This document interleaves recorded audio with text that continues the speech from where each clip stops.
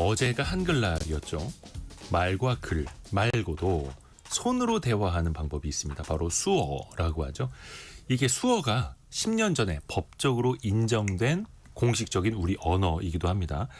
우리나라 청각장애인이 약 43만 명 정도 된다고 하는데요. 그들을 위한 수어 통역의 세계. 오늘 직업의 세계 시간에 같이 한번 이 직업적으로 접해보겠습니다. 한경비즈니스 강홍민 기자와 함께합니다. 안녕하세요. 안녕하세요. 수어 통역사를 만나신 거예요? 네. 이분 경력이 좀 많으신가요? 아마 기사로 얼굴을 확인하신 분들은 어디선가 본 것 같다.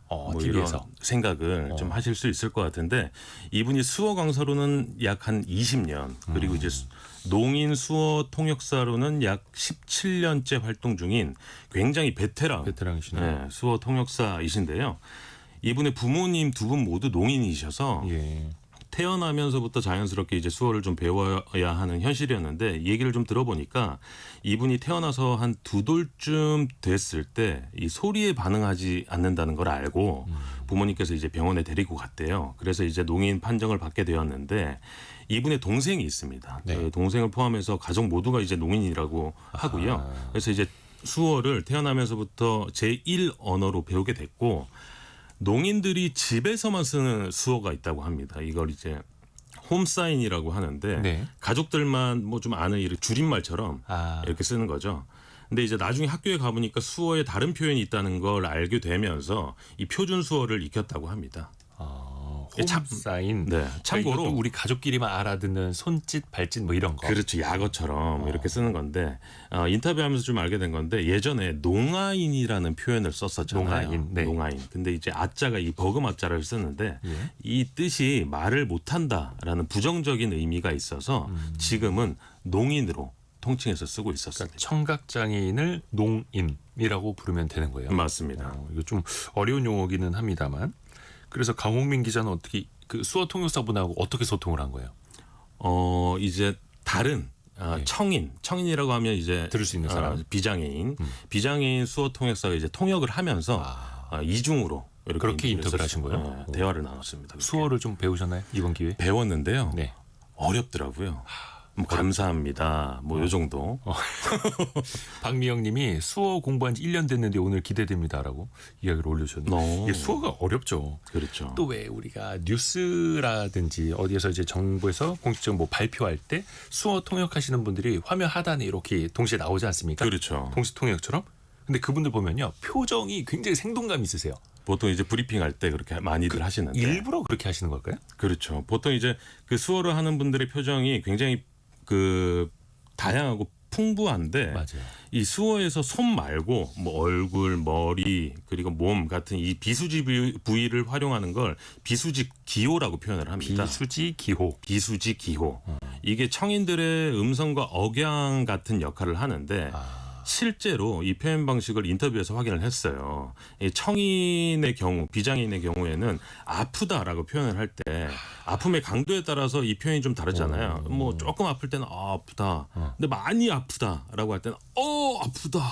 뭐 이런 식으로 표현을 하게 그 되는데, 억양과 강도를 전달해 줘야 하니까요. 그렇죠. 그걸 표정으로 하는 거네요. 이 수어에서도 무표정으로 그냥 표정 없이 아프다라고 표현하는 것과 얼굴을 막 찡그리면서 몸을 막 구부리면서 크게 표현하면 그만큼 심한 통증을 표현할 수 있다고 합니다. 그게 강조와 억양의 뜻을 담고 있다. 그렇죠. 맞아요. 혹시 저는 이제 궁금했던 게 혹시 수어에도 사투리가 있을까? 이게 지역마다 그런 표현하는 게 좀 다를까요? 어때요? 저도 궁금해서 물어봤는데, 예. 사투리도 있고 이 외국어도 있다고 합니다. 그래서 이분이 예전에 전라도 농인들과 네. 식당에 간 적이 있었다고 해요. 그래서 수어로 이 전라도 농인분이 이분한테 코딱지라는 표현의 이 수어를 하면서, 코딱지가 이렇게 되는 겁니다. 코에서 이렇게 뭘 빼듯이. 코에서 뭘 빼듯이. 네, 그게 코딱지예요? 이게 코딱지라는 표현인데, 요렇게 빼듯이 요거 먹을래? 라고 이제 했대요. 식당까지 와서 이 코딱지까지 먹어야 되냐라고 생각을 했답니다. 되게 좀 당황하셨겠는데요? 그렇죠. 그래서 너무 무례한 거 아닌가라는 생각만 하고 나는 안 먹겠다라고 했더니, 이 전라도 표현의 수어가 이 코를 빼는 게 콩나물이었다고 해요. 너 콩나물 먹니? 콩나물 먹을래? 이런 표현이었는데, 이 사투리를 알아듣지 못하고 이분이 처음에는 이제 안 먹겠다고 했는데, 이게 그 이른바 서울말 수어로는 코에서 뭘 빼내는 게 코딱지인데 코딱지인데. 전라도에서는 그게 콩나물을 뜻하는 거예요. 그렇죠. 콩나물 같긴 하네요. 그래서 콩나물을 먹겠다고 물어봤는데 이걸 안 먹겠다고 하니까 콩나물을 싫어하는구나라고 생각을 하셨겠죠. 아, 이런 식으로 사투리가 있다. 그렇죠. 아이고, 오해하면 안 되겠네요. 그래서 요즘에는 예. 그 이제 젊은 농인들이 새로운 신조어를 개발한다고 합니다.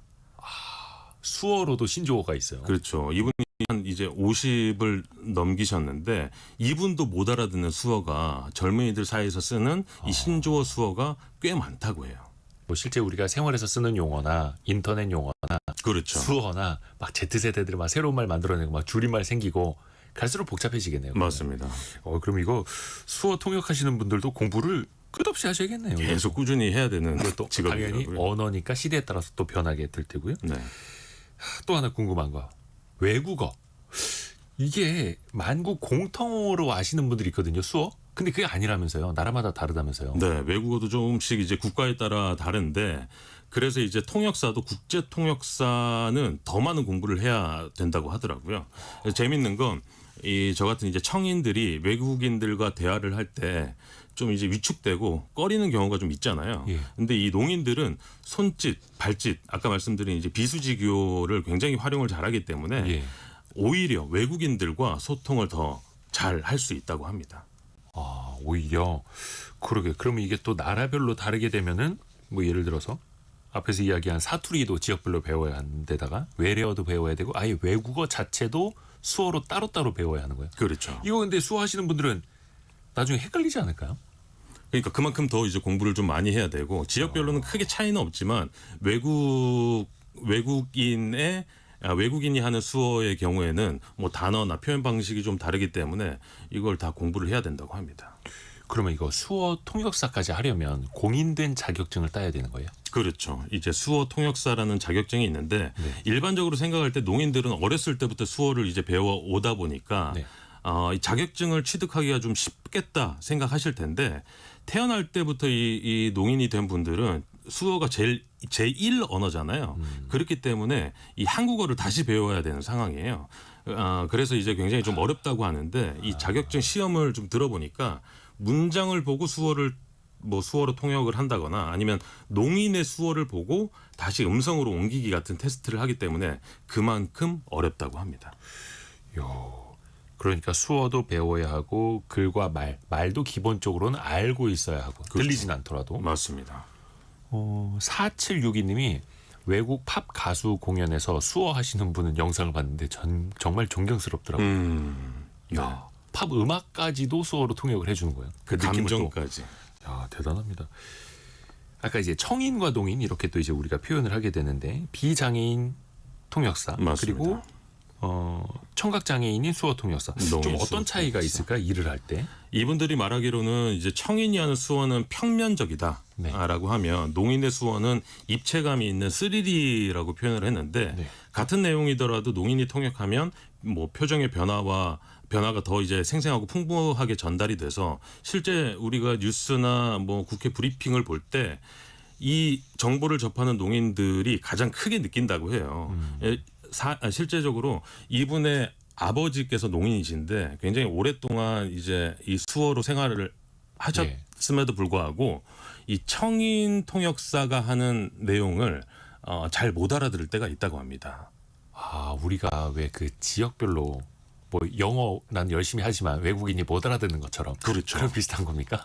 그래서 이제 이 실제 농인 통역사가 전달해야 되는 정보를 농인들이 훨씬 정확하고 빠르게 이해할 수 있다 보니까 이 미국의 경우에는 이 농인 통역사가 뉴스나 브리핑을 이제 전달하지만 아직 우리나라에서는 현실적으로는 그 청인 통역사가 많이 대부분 하고 있었습니다. 그래요. 수어 통역할 때 가장 필요한 능력은 또 뭐가 있을까요?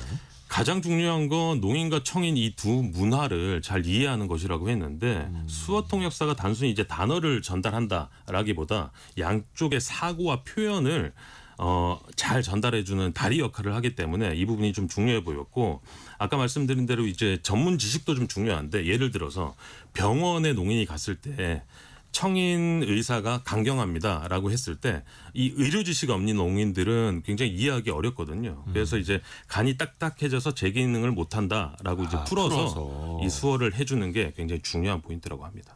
이분들의 근무 환경이나 처우는 어때요? 아까 말씀드린 대로 이제 수어 통역사 중에서 청인 통역사의 비중이 아직까지는 큽니다. 네. 그렇기 때문에 이 농인 통역사가 활동할 수 있는 곳이 여전히 부족한데 그래도 예전에 비해서는 조금씩 나아지고 있다고 하고요. 이 수어 통역사 센터에 소속돼 있는 분들이 있는데 센터 차원에서도 이 처우나 근무 환경을 조금씩 개선하려고 하는 노력이 좀 있다고 합니다. 그래요. 박경혜님이 저도 수어 배워보려고 시도했다가 포기했어요. 너무 어려워서요. 그래서 참 어렵기도 합니다만 통역장인 분들에겐 정말로 중요한 일. 오늘 직업의 세계 시간에 저도 처음 들어봤습니다. 수어 통역사의 이야기를 들어봤습니다. 한경 비즈니스 강홍민 기자였습니다. 고맙습니다. 감사합니다. 감사합니다. 저희가 2부에